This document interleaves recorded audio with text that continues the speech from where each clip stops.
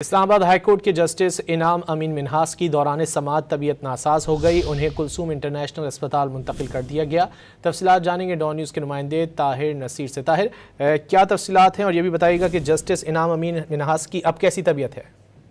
जी देखिए, इस्लामाबाद हाईकोर्ट में समाअत के दौरान जस्टिस राजा इनाम अमीन मिन्हास अचानक बेहोश हो गए। फौरी तौर पर एम्बुलेंस को बुलाया गया, जिसके बाद एम्बुलेंस में जस्टिस राजा इनाम अमीन मिन्हास को अस्पताल मुंतकिल किया गया। जराये ये बताते हैं कि जस्टिस राजा इनाम अमीन मिन्हास को कुलसूम इंटरनेशनल अस्पताल मुंतकिल कर दिया गया, जहाँ पे उनकी तबीयत जो है वो ठीक है, वो होश में भी आ चुके हैं। डिवीजन बेंच में समाअत के दौरान जस्टिस राजा इनाम अमीन मिन्हास जो है वो बेहोश हुए थे, ताहम उनको अस्पताल मुंतकिल करने के बाद अब वो होश में आ गए और उनकी तबीयत भी ठीक हो चुकी है। जी, बहुत शुक्रिया ताहिर नसीर इन तफसीलात के लिए।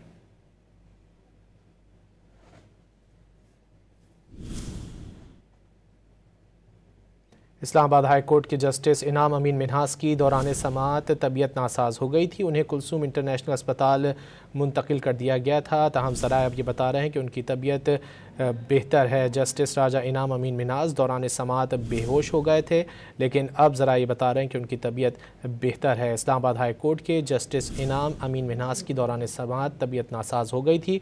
उन्हें कुलसूम इंटरनेशनल अस्पताल मुंतकिल कर दिया गया, जहाँ उन्हें इब्तिदाई तिब्बी इमदाद दी गई और अब उनकी तबीयत बेहतर बताई जा रही है।